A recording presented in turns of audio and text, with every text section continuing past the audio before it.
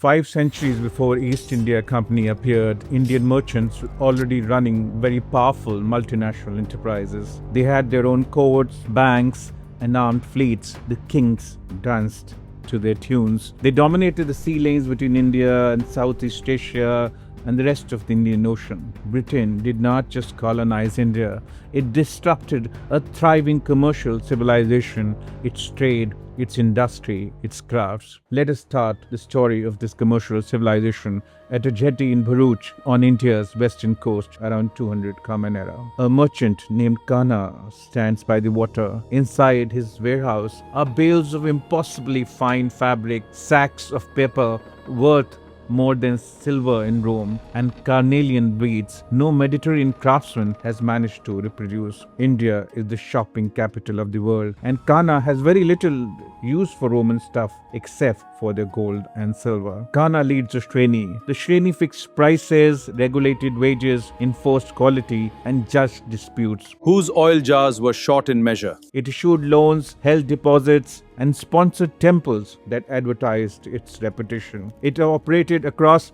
political borders, often with its own envoys, and when needed, its own armed contingents. Empires rose and fell, but the trade and Shreni continued to thrive. It is 250 before Common Era in the reign of Emperor Ashoka. The Battle of Kalinga is over. Ashoka has issued his edicts and positioned himself as an apostle of peace. Across his empires, workers are cutting roads, digging wells, building rest houses and medical centers. Historian Romila Thapar doesn't just see compassion in these programs, but also logistics for trade. Among the major beneficiaries of these public works were the guilds. The king needed the trade taxes. The guilds needed his roads and rest houses. It was a bargain that neither side could afford to break. Besides their deal with kings, the merchant guilds also appear to be big donors of Buddhist monasteries because Buddhism offered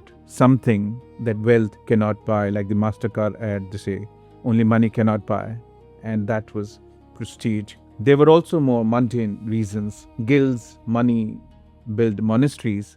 Monasteries supplied scribes, legitimacy, banking time facilities, and secure halting points along some very dangerous trade routes. Our merchants will rest secure. India's Companies Act of 2013 made corporate social spending mandatory. What we call as corporate social responsibility was practiced by Indian merchant guilds before 2 millennia. Our guild is truly honored to support this. You are on India's Golden Age podcast. Subscribe, share, like, and comment. The Gupta age, starting in 4th century, did more than just create wealth. It found ways to preserve it. I sanctioned 12 villages for the Sangha to sustain Nalanda's work. Merchant guilds developed what scholars today describe as perpetual endowments. Wealth was set aside, and the income from it funded temples, teachers, pilgrims, institutions, and public needs over long periods of time. This was done at least 1,000 years before the modern university endowment became famous. As merchant wealth expanded, institutions such as Valabhi, near present-day Bhavnagar in Gujarat, grew into major centers of learning for trade and commerce. Xuanzang, a famous Chinese traveler who studied in Nalanda, also visited Valabhi, and he was surprised at its focus on material science. A professor explained the curriculum to Xuanzang. We teach Arthashastra, but we apply it to contemporary trade problems, like 3 empires sharing the same harbor. We teach languages, Sanskrit, Prakrit, Sogdian, so deals can be struck across kingdoms. We teach commercial arithmetic, interest rates, profit margins, how to calculate returns when half your ships might never come back. That's pricing risk or risk management, long before Western education had coined a word for it. A student arrived in Valabhi from various parts of Asia. The training was practical, demanding, and focused on trade, commerce, and administration. Valabhi trained merchants, administrators, strategists, and deal makers who helped run some of the largest trade networks and courts of the ancient world.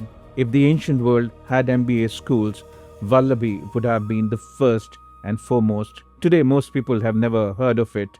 I have a full episode on Valabhi in case you're interested. Let's fast forward to Tamil Nadu in the 11th century. A group of merchants is having its charter reinscribed in stone. It has been dozens of times in 3 centuries that the same charter has been carved somewhere across South or Southeast Asia. Let no man break the code of Ayyavole. The guild is Ayyavole and Nurvar, the 500 of Ayyavole. Its network stretches from the Malabar coast to Sri Lanka, Malaya, Sumatra, Java, and Cambodia. Its agents operate in Chinese ports. It flies the bull of Shiva as its emblem and maintains armed contingents known as the Three-Leaf Warriors.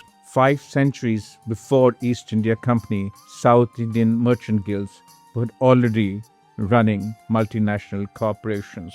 And then the Shivajian Empire began disrupting trade through the state of Malacca. Maybe it was the last straw for the Chola king Rajendra. Anyway, it triggers a naval strike by Rajendra Chola, unlike anything the Asian medieval world had seen. Royal warships joined merchant fleets. Trading vessels were transformed into warships. According to some historians, Rajendra Chola employs a decoy strategy. The Shivaji Empire expected an assault on Kedah, a major port. Rajendra Chola sends a diversion there, while the main fleet passed through the Sunda state and struck Palembang, its political capital, from the south. It was an amazing strike. I've done a full episode on Cholas in case you wish to dive deeper. The Shivajian capital fell, the trade routes reopened, and the Indian merchant guilds became more powerful than ever. A 1088 inscription found in Bharuch in Sumatra records the growing presence and influence of the Nurvar guild. Over time, the guild became an umbrella incorporating other large MNC type guilds like the Manigramam and the Anjuvanam. The Anjuvanam guilds, interestingly, was run by expats comprising of Syrian Christians, Jewish, and Arab merchants that traded from the Malabar. India's trade dominance was fueled by many industries, including shipbuilding. Indian guilds built ships unlike anything the world had ever seen. Imagine Neely, a shipwright and one of the 500 shareholders of a maritime guild. Her guild specializes in building a stitched ship with no iron and no nails. Each plank is drilled, packed with coconut fiber that swells in water, and then stitched with coir rope. Why this pattern? Neely's apprentice asks. When the wood swells, the cross-stitch holds. The sea tests every joint, Neely replies. Resin seals the seam. Hull flexes, dispersing impact. A nailed European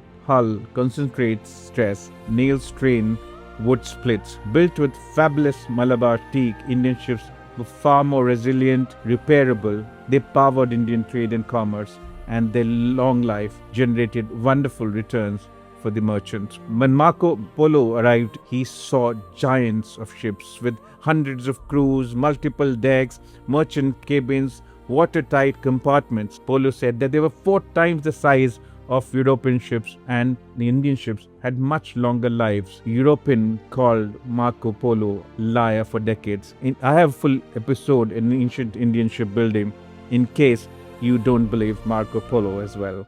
Besides great industries like shipbuilding, Indian merchants also had great access to available capital and banking type institutions. As trade expanded in ancient India, monasteries first and temples later became more than just places of worship. They became vaults, lenders, and reservoirs of capital. Indian merchants also developed extraordinary financial instruments like the Adesha Patra, a promissory note that functioned much like a letter of credit. A merchant in Ujjain could issue a Adesha Patra payable at Sopara. The system worked because both the merchants belonged to the same guild network. Anyone who defaulted risked expulsion and commercial ruin. Long before Renaissance Italy, Indians were already using instruments that facilitated long-distance credit. Indian financial systems and instruments continued to produce banking giants, and none was more famous than the Jagat Seths of Bengal. Jagat Seths literally means the banker of the world. And so they were. By the 1750s, Robert Ome, the official historian of East India Company, regarded the Jagat Seths as possibly the greatest banking house in the known world. Every kingdom eventually comes to its banker. Jagat Seths financed Nawabs, merchants, and European trading companies alike. Tell him the world waits on my ledger, not the other way. And then came the Battle of Plassey. Sethji, we need a guarantee of funds to move against Siraj. Jagat Seths backed the Englishman Robert Clive against the Nawab of Bengal, believing that he could control the kings, shape the outcome, and remain indispensable. He was wrong. Robert Clive won, the company took Bengal, the British centralized financial power, and they ensured that Jagat Seths gradually grew irrelevant. And there was also a second transformation where regulations were drafted which favored British agency houses. Traditional Indian financial practices were restricted or marginalized. By the 19th century, many of India's great banking families had lost their former influence. The result was a steady weakening of many traditional Indian financial institutions along with disruption of Indian industry and guilds. So let's come back to India of today. India's current rise, or what I call the coming of its next golden age, or also called Amrit Kaal by some, is often presented as a fresh chapter in India's history. It is a continuation, a repeat of a much older story. What we call the digital infrastructure and global supply chains and all these fancy words would have been familiar to the merchants of Ayyavole and Nurwar. Ghana still stands at the jetty in Bharuch. The ship anchored before him simply has become a different shape now. You've been on India's Golden Age podcast. If you enjoyed this episode, do share with someone who likes civilization lessons and who likes history. And if you like to step into the Golden Age, my novel Dhruvadevi arrives in September 2026. Bye for now and Jai Hind.